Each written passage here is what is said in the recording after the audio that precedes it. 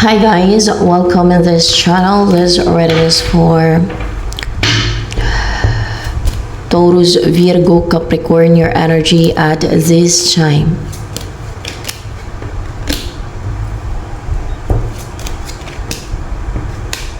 Energy ng Taurus, Virgo, Capricorn. Ayan. Allah, hindi ka makatulog or pwedeng mamaya hindi ka makatulog. Baka mahirapan ka makatulog. Or kagabi, baka nahirapan ka makatulog. Hopeless. Parang nawalan ka ng pag-asa, you're hurt, or na-deeply hurt, or pwedeng may nang backstab sa'yo, may nanraidor sa'yo, may na-atake sa'yo na patraidor hindi mo nakita. Hindi mo nakikita yung pang-atake niya. Pwedeng through energy. Pwedeng may energetic attacks or spiritual attacks, ganyan. Hala, naka-restrict ka, oh. Naka-bind at clouded yung judgment mo. Parang walang magawa. Pero, yung mga kinarga sa'yo, mawawala din yan. Matatanggal din yan. Stagnant. Or natanggal na ba itong mga karga na to sa atin? Hindi pa. Matatanggal din yan. Matatanggal din yan sa'yo. Meron niya na nag-send sa'yo ng mga energetic attacks. Tawag dyan. Energetic attacks yan. You know, hindi mo kasi makikita yan through energy. Patraidor nga energetic attacks. You know. At ito yung mga kinarga sa'yo, matatanggal din yan. Kaya parang balisa ka or hindi mo panatag yung isip mo. Pwedeng mamayang gabi, hindi ka makatulog kung hindi pa yan matanggal sa'yo. Yung hindi agad matanggal sa'yo, mamayang gabi hindi matanggal sa'yo yung mga energetic attacks na yan na na-unite sa'yo, na pumasok sa'yo, natusok sa'yo.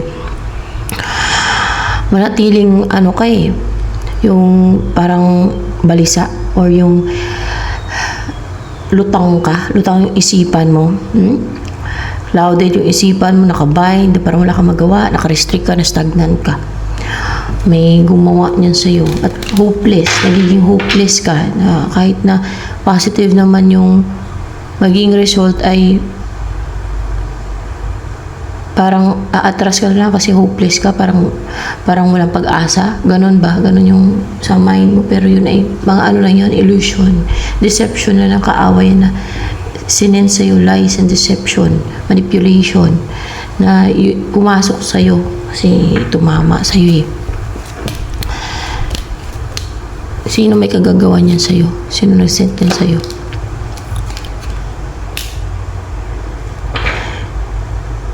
Itong in separation kayo. Ano energy niyan? Friend, ex-lover mo, nag-send yan sa'yo. Hindi mo siya ex-lover. Hiwalay ito. O kakaiwalay niya lang sa third party ba yan? Nag-send sa'yo. Let's see ha. Third party. Third party, may kagagawa niyan. Ano energy ng third party?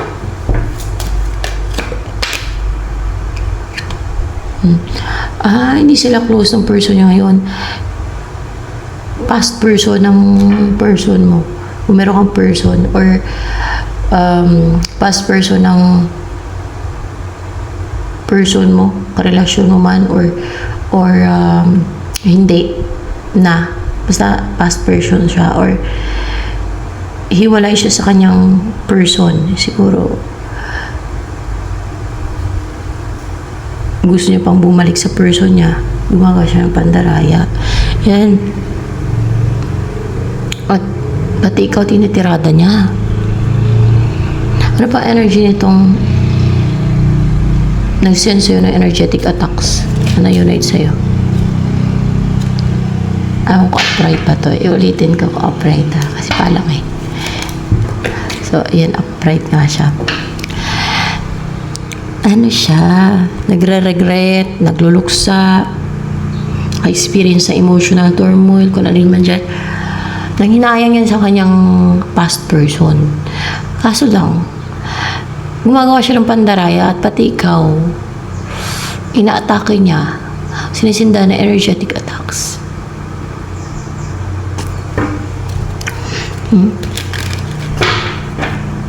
Injustice yung ginagawa niya sa'yo. Dito pa ba sa mundo? Ang dami talaga injustice dito eh. So,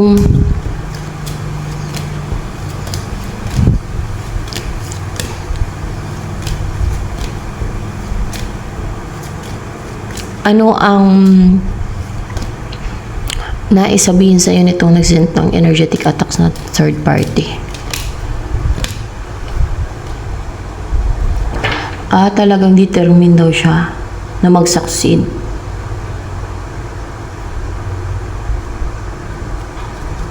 Na siya maghawak ng madibela mo. Hindi. Na kasi the Chariot, determined siya na mag-succeed, na makuha yung past person niya.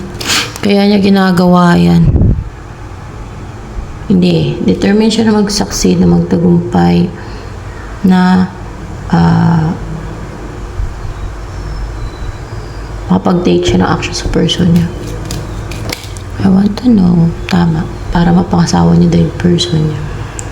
Alam niya na ikaw ay option ng person niya. Malabas dito.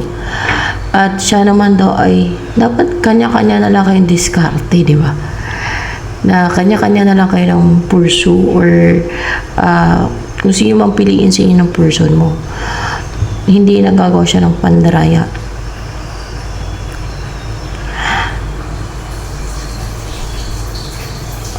Oh, okay.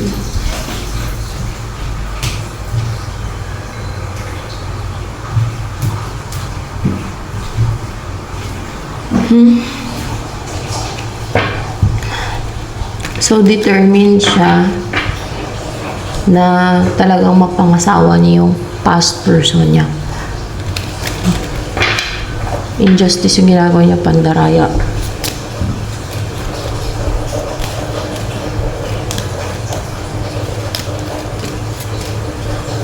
Bakit ano gusto niya sa past person niya?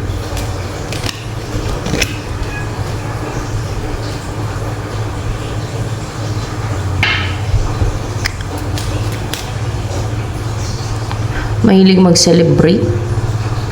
Yun ang nagustuhan niya sa past person niya. Mahilig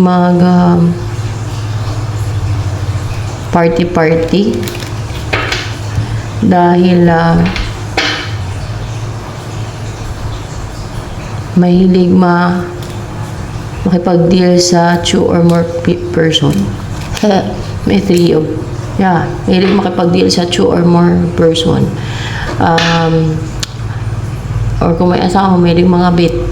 Tama ba? May asawa, kunwari kung may jowa ay may iba pa siyang jowa. Dealing with two or more person eh. Or kung may asawa, may kabit pa siya. Tama ba? Oo. Okay ba? Yun ang gusto niya. Kasi, bakit yun ang gusto niya sa kanyang past person? Parang may thrill? Baka hindi.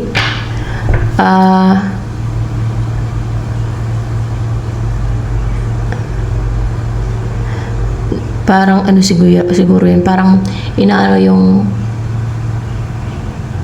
parang mas more interesting para sa kanya. Tingnan natin. Hindi naman. Parang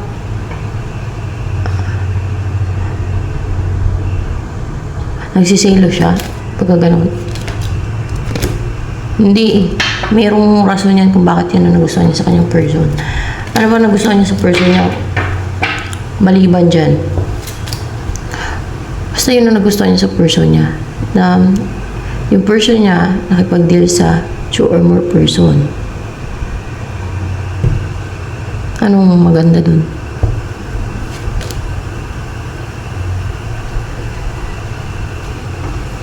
Dahil mas lalo siya ng pamahal dahil doon. Mas lalo siya ng pamamahal. Mas lalo siya ng pamahal dahil doon. O kakaiba din yung kanyang taste, no? taste buds. Kakaiba yung kanyang gusto. Yan. Siguro, kahit na ganun yung person niya, eh, na-in-love siya. Dahil sa ano pa? Ano bang kinailaban niya sa person niya? Na kahit may third party, paglalaban niya pa rin yung person niya. Kasi marunong mag-let go tong person niya. Nire-release ng person niya yung maring siya. Hindi na siya kinip ng person niya. Kaya, mas lalo siya na in love sa person niya. Dahil dun. It's new. So, the world. Ito pa. Dahil umiikot yung mundo niya sa person niya. Hindi naman dahil hindi naman sa umiikot yung mundo niya dito. Parang yan ang kukumpleto sa kanya, yung person niya na yan. So yes, yan ang kukumpleto sa kanya sa the world dito na card. Ang person niya na yan. Yan ang clarification ng guide ko. That's why. Hindi ko na siguro kailangan ulitin dito. Mahirap ulitin. Basta yun na yun, kanina.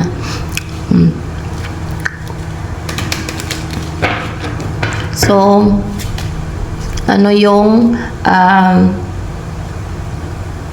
feelings naman ng past person niya sa kanya? Emotional. Bakit? Emotional or in love? Na deeply in love yung past person niya sa kanya? Hindi na deeply in love. Ano ba yan? In love lang. In love. Hindi in love. Emotional. Emotional. Yan, emotional. And clarified by Hierophanta. Kasi may ginawa tong manipulation pagka ganito. Spiritual attack siguro. Alam mo yung minamanipulate yung isipan, pinapasunod niya sa will niya. Ginagawa niya ng free will yung tao. Pinapasunod niya sa will niya. Yung ganun ba? May ginagawa tong spiritual para mapasunod yung person niya sa kung anong nais niya, no? May ginagawa siya spiritual. Dahil ba sa ginawa niya spiritual, mukhang emotional tong person niya pagdating sa kanya. Yun na nga yun, kaya clarified by Hierophant. Ginayuma niya ba tong person niya, past person niya, kaya naging emotional? Gayuma bang ginawa niya? So yes, gayuma, ginawa niya yung mag-isa lang siya, na wala nakakita ng ibang tao. So mag-isa lang siya, ginawa niya na sa loob ng bahay niya, gano'n. Basta mag-isa lang siya. Yung in a hermit mode or alone siya. Mag-isa siya na ginagawa niya yung gayuma. So, possible talaga wala nakakaalam ng gayuma na ginagawa niya. Maliban lang kung nahalata ng person niya, edi nabuking siya, di ba? So, ginayuma niya nga ito. Kaya naging emotional pagdating sa kanya. Itong person, past person niya. Tapos, ikaw naman, yan ang ginagawa niya sa'yo. So, sa kabila ng ganyan, ano ang feelings ng person mo towards you? Kahit ginayuma siya ng third party. Feeling na left out in the cold, feeling na ghosting, o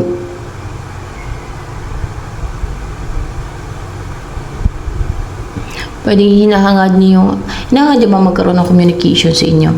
Kasi may 5 of Pentacles eh. Yes. See? Hinahangad niya na magkaroon ng communication sa inyo. Parang, alam yung naramdaman ng tao na ghosting or na left out in the cold. Pero hinahangad niya magkaroon ng communication sa kanila ng taong nang ghosting sa kanya. Yan. So, ano yung wish ng person mo na mangyayari related sa inyong connection. Yung maging clear na yung judgment nyo, yung isipan nyo, lalo na to sa person mo, at ikaw din pati, pareho kayong dalawang ginawa ng deceit nitong third party. Kaya yun ang wish niya mag-grant na maging klaro na yung judgment nyo, yung isip ninyo. Kasi pinaklouded niya ng third party. Dahil sa pagkasakim ng third party, pandaraya niya. At hindi na kayo maging cool sa isa't isa ng person mo, hindi na kayo maging bitter, hindi na ninyo kontrolin ang damdamin o sarili ninyo pagdating sa isa't isa. Hindi na kayo galit sa isa't isa ba or cold. Yan. Kasi maklaruhan na kayo kung ano talaga yung nararamdaman nyo sa isa't isa, kung ano talaga yung halaga ninyo sa isa't isa, na kung gusto ba ninyo talaga makasama yung isa't isa, kung gusto nyo ba ipaglaban talaga yung kung ano meron kayo ng person mo, ganun, o dati man, kung ano meron kayo dati. Yan. Yan, kung pinaghiwalay kayo nito na third party din para lang mapasa kanya yung past person niya.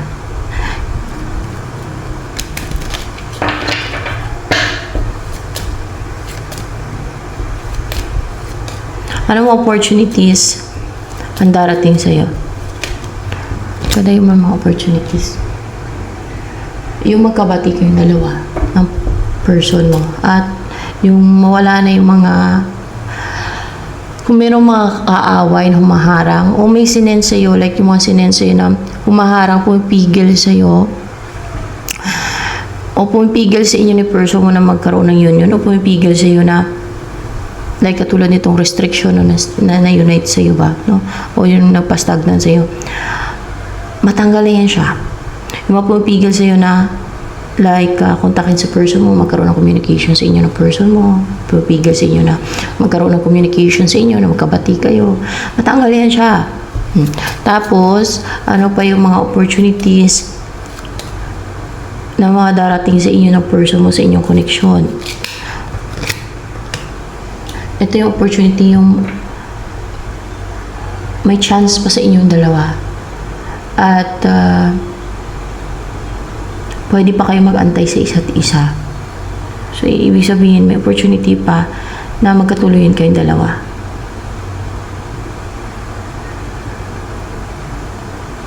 Pwede pa kayo magkatuluyan pagka ganyan.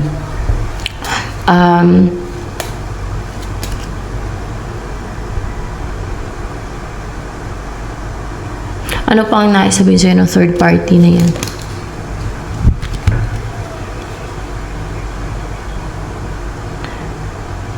Heartbroken daw siya, nasaktan daw talaga siya na naghiwalay sila ng person niya.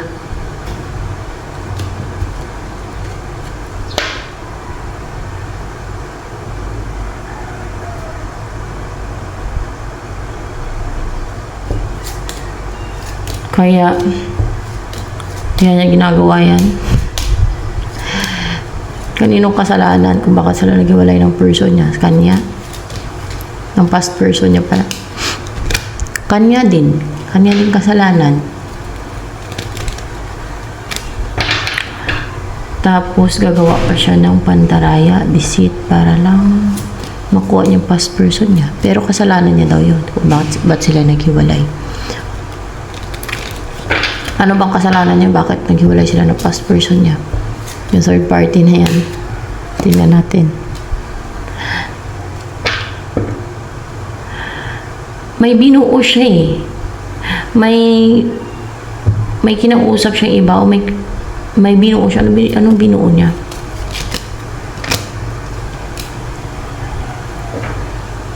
Para hindi magtagumpay.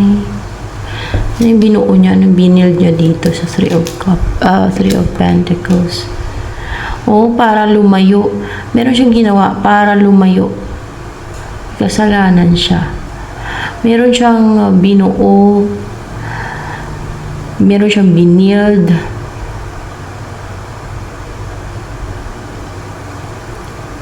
Baka na-focus siya dun sa kanyang guys.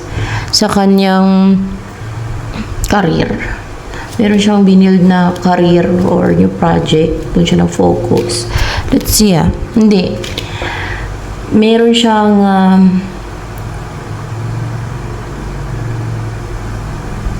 binild. Relationship yung binild niya with other person. Meron siyang binild na relationship with other person. So, naging loko-loko pala siya nung sila ng person niya, nung past person niya. Na bumuo siya o na-build siya ng relationship with another person. Tapos, kung kaya hindi nagtagumpay yung kanilang relationship ng kanyang past person na yan. Kasi lumayo na siya, naging matapang siya lumayo, o tumalikod sa kanyang past person na yan. Kaya sila naghiwalay. So, kasalanan niya talaga. Tapos ngayon, gusto niyang kontrolin ikaw. Gusto niyang pistihin, pinsalain ikaw, pati yung past person mo, ginagayuman niya. Parang deserve ng hindi award hindi reward Alam niyo na, deserve ng punishment ng God ba? Deserve siya i-punish ng God para sa akin sa ginagawa niya. Kasi pinipinsala kayo ng person mo dalawa kayo ng person mo, pinipinsala na third party yan. Na siya, sa kanya naman kasalanan kung bakit sila naghiwalay ng person mo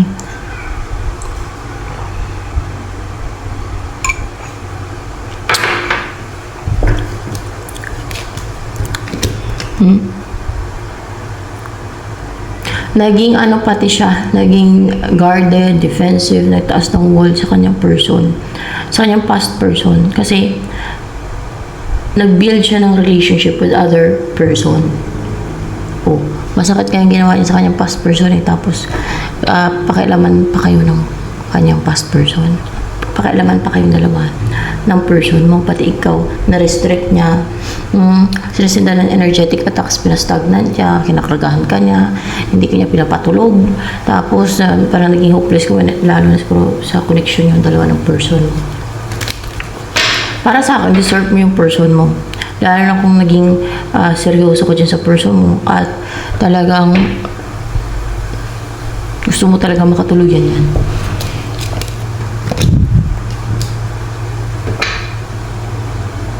Nalito siya Nilito daw siya Nalito siya. At that time, nilito siya ng third party. Nilito siya ng, di ba may binuo siyang relationship? Nilito siya doon nung nakarelasyon niyang iba. Nilito siya. Parang nilinlang. Nilinlang daw siya. Nilinlang. Paano nilinlang? Ginayuma siya.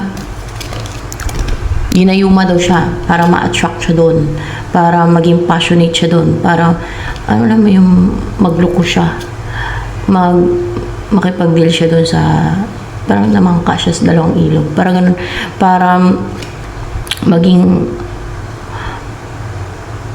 mapukaw yung kanyang damdamin, para maging siya maging magkaroon ng desire doon sa binuo niya yung sa person na bumuo sila ng relationship.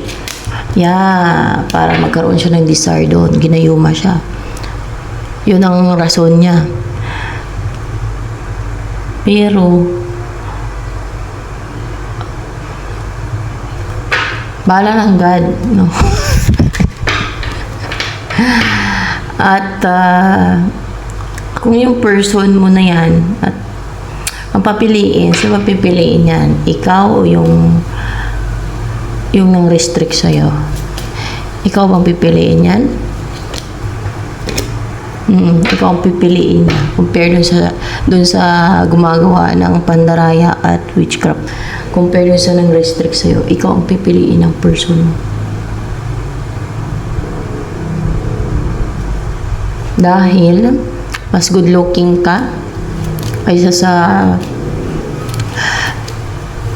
isa. Tingnan natin Yes, mas good looking ka kaysa sa isa. At mas sincere ka kaysa sa isa. Baka hindi. Dahil mas caring ka kaysa sa isa. Yun ang mga ano yun, mga points eh, di ba? Kaysa hindi daw dahil mas type ka niya kaysa sa isa. Mas type ka niya kaysa sa isa.